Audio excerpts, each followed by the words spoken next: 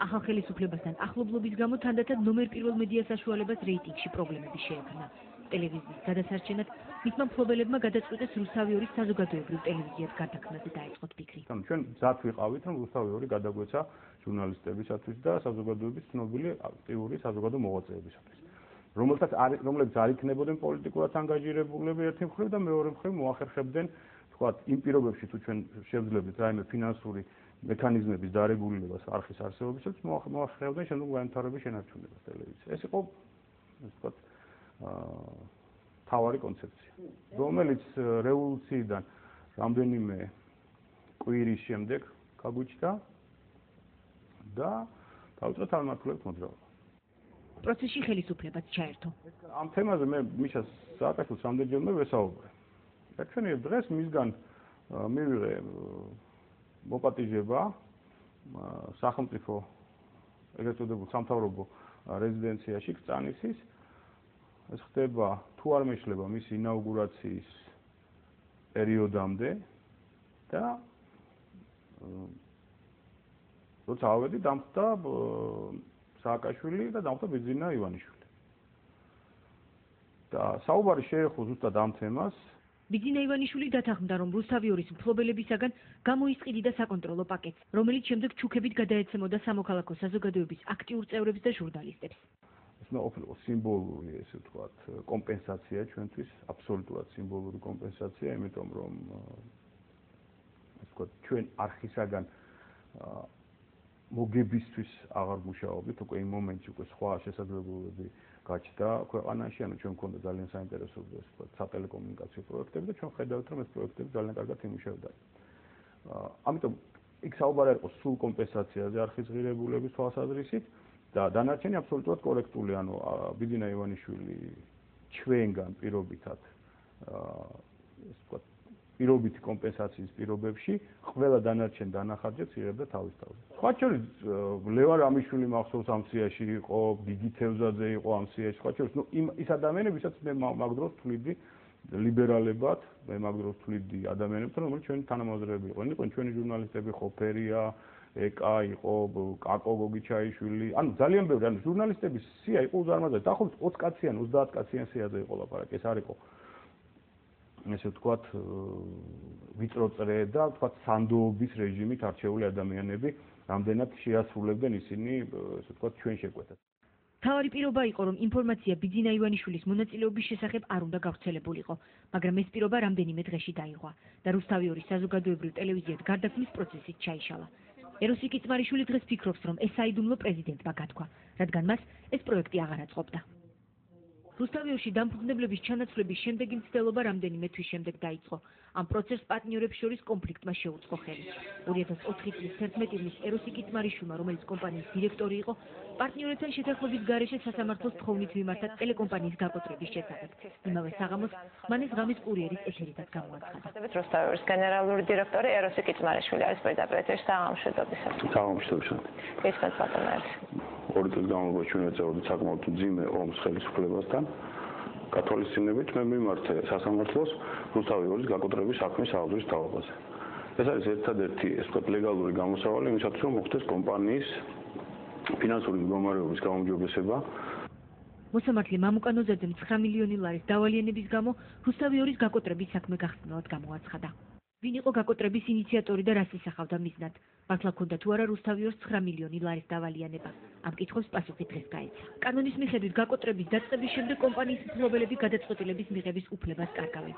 ამ შემთხვევაში არსებობდა საფრთხე, რომ რუსთავი 2-ის მფლობელები ვეღარ ჩაერეოდნენ მართვაში და დაკარგავდნენ არა მხოლოდ ტელევიზიას, არამედ ქონებასაც, რომლითაც ტელევიზიის კრედიტები იყო უზრუნველყოფილი. დღეს ამ საფრთხის არსებობას ეროსი კიწმარიშვილიც ადასტურებს. ბუნებრივია, რომ მათ ეს გადაწყვეტილება ძალიან ძიმე დღეში აყენებდა. ზუსტად იმიტომ, რომ თუ ხელისუფლებას მოუნდებოდა ამის მაწინააღმდე გამოყენება, ის მოახერხებდა ამ ყველაფრის რეალიზაციას. მე არ ვიცი მაგ დროს, ანუ ისინი დაკარგავდნენ ყველაფერს. დაკარგავდნენ რუსთავი 2-ის გარდა არა შეზღუდული პასუხისმგებლობით დაკარგავდნენ, ამედ უკვე იმ ვალდებულებებით, რომელიც მათ აღებული ექნებოდათ, როგორც ბიუჯეტის, ისე ბანკების წინაშე. და ეს არ იყო მარტო რუსთავი, ეს იყო თქვა ყველაზე მნიშვნელოვანი მათთვის აქტივი და ჩემთვისაც მაგ პერიოდში ჯორჯა ონლაინ, რომლის ღირებულება საკმაოდ მაღალი იყო. ის რომ ამის მოტრიალება შესაძლებელი იყო ტექნიკურად და რეალურად დვალის და აქიმიძის წინააღმდეგ, როგორც დამფუძნება, როგორც ფლობელების წინააღმდეგ, რა თქმა უნდა არსებობს. რა თქმა უნდა ბანკებს შეეძლოთ მოეთხოვა თავიანთი რაღაც თანხები, იქ ერთდროულად წარედგინათ მოთხოვნები და ასე შემდეგ. გაკოტრების საფუძველი იყო სახელმწიფოსა და კომერციული ბანკების მიმართ არსებული 9 მილიონიანი დავალიანება. დღეს რუსთავიორის ყოფილი მფლობელი უკვე ამ დავალიანებასაც ეჭქვეშ აყენებს. ჯარჯი აქიმიძე აცხადებს, რომ ეს დავალიანება არ არსებობდა. მე ვიცი, რომ 2 თვის წინ ეს ვალი არ არსებობდა. 2 თვეში რანაირად შეიძლება, რომ ორგანიზაციამ არ ვიცი, წამოიკიდოს 9 მილიონი ვალი, ჩემთვის არ მოუდგენელი. 2 თვით ადრე სანამ გაკოტრება გამოცხადდებოდა, მანამდე რუსთავი 2-ს ამხელა ვალი არ ქონია. ამხელა კი არა. რუსთავი 2-ს ქონდა კრედიტი, რომელსაც იხდიდა, რუსთავი 2-ს ქონდა მიმდინარე ვალები, რაღაც გარკვეული დაწესებულებების მიმართ, ისევე როგორც რაღაც გარკვეულ ორგანიზაციებს ჩვენი ვალი ქონდათ, ეს იყო ჩვეულებრივად მიმდინარე უსწრაფო მუშა პროცესი. იგივეს ამბობს ეროსი კიცმარიშვილი. შემახედე რა მე ახლა აღარ მახსოვს, რა ვიცი ახლა. არა უჩვენს დამახსენდება. იასამდეო. იყო თუ არა ეგ შექმნილი, შედარებით ცოტა უფრო ასე ვთქვათ, გაბერილი. კი, რა თქმა უნდა. გაბერილი იყო ეგ ვალი. რა თქმა უნდა. რატო იყო გაბერილი, რომ გაკოტრება დამდგარიყო? მიუხედავად იმისა, რა მოხდა საჯაროდ, მათ შესაძლებელია ხელისუფლების ან კონკრეტული პერსონაჟებისაგან მიეღოთ სულიად ზუსტი მესიჯი იმის თაობაზე, რომ თუ ისინი არ გაყიდდნენ, ამას ყველაფერს დაკარგავთ. და ბუნებრივია, რომ ამაზე ირეაგირეს მათ. ჩვენ კითხვით მივმართეთ ჯარჯი აქიმიძეს, ამ და სხვა ინფორმაციით გადასამოწმებლად. მთავრობას სურდა, რომ მე და რატო დვალს გაგვეთქმა ჩვენი 60%, ანუ საკონტროლო პაკეტი და ამ ყველაფერზე მიდიოდა მოლაპარაკება ჩვენთან. ეს მოლაპარაკება კარგ ხანს გრძელდებოდა და ყველაფერი დამთავრდა მაშინ, როდესაც ერთ საღამოს ტელევიზიით რუსთავი 2-ის ეთერით გამოვიდა ეროსი კიცმარიშვილი, მაშინდელი დირექტორი არხის და 30%-ის მფლობელი რუსთავი 2-ის მეწილე და გამოაცხადა გადაწყვეტილება არხის გაკოტრების შესახებ. ფაქტიურად აი ამის შემდეგ ჩვენ იძულებულები გავხდით, რომ დაგვეთმო ჩვენი 60%, ანუ საკონტროლო პაკეტი და ეს წილი გადაგვეფორმებინა ქიბარ ხალვაშისათვის, რომელიც პირველად ვნახეთ და გავიცანით, როდესაც ხდებოდა ხელშეკრულებაზე ხელის მოწერა ნოტარიუსში. კიცმარიშვილი დღეს აცხადებს, რომ გაკოტრება საფრთხე იყო დვალის და აქიმიძისთვის. მას ეს პროცესი საკუთარი წილის დაკარგვის საფრთხეს არ უქმნიდა. მეტიც საზოგადოების წინაშე ის თავად გამოვიდა გაკოტრების ინიციატივით. 2004 წლის 1 ივნისამდე ხელისუფლებამ საგადასახადო ამნისტია გამოაცხადა. საგადასახადო დავალიანების აღიარების და ჩამოწერის სურვილი ეროსი კიცმარიშვილსაც გაუჩნდა. თუმცა ვალების აღიარებას და შემოსავლების გათეთრებას არ დასჯერდა და გაკოტრებაც გამოაცხადა. როგორც თვითონ ამბობს, ეს სქემა ხელისუფლებამ შესთავაზა. რაც შეეხება საიდან წამოვიდა ამ ხალხისგან, ვინ ჩამოგითვალეთ, ეს არის ადეიშვილი, მერაბიშვილი, ჩუბინიშვილი და სააკაშვილი, ამ ხალხისგან წამოვიდა ბუნებრივია. ბუნებრივია ამან გაჭრა, ეს ვთქვათ, ამ პროცესმა გაჭრა, ანუ ეს იყო ერთი მხრივ ჩემ დაწყებულ მოძრაობაზე ტალღაზე დაჯდომა, ანუ იმაზე, რომ მე ზოგადად ვცდილობდი ლიბერალიზაციას და გათეთრებას ბიზნესის და ამას ზემოდან ამ ტალღაზე ბუნებრივია მათ თავიანთი სასარგებლო ვთქვათ სქემა შექმნეს. ეს ამაში ახალი აფერი არის.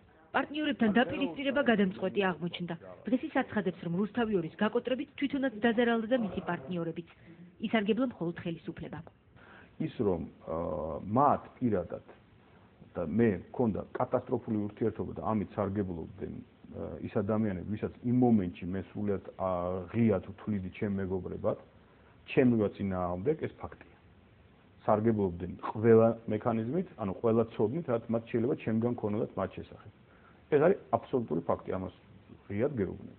ეს იყო კლასიკური დივიდენდ იმპერა რა, კაცი შედა იბატონე. რუსთავი 2-ში დამფუძნებელთა ჩანაცვლება ასეთი თანმიმდევრობით განხორციელდა. 16 ივნის გაკოტრების საქმის დაწყებიდან 5 დღეში 30% მფლობელებმა ჯარჯი აქიმიძემ და დავით დვალმა წილი დათმეს. საკონტროლო პაკეტის გასხვისების შემდეგ 25 ივნის მსხვილ გათაფრთხელთა ინსპექციის უფროსის საჩივრის საფუძველზე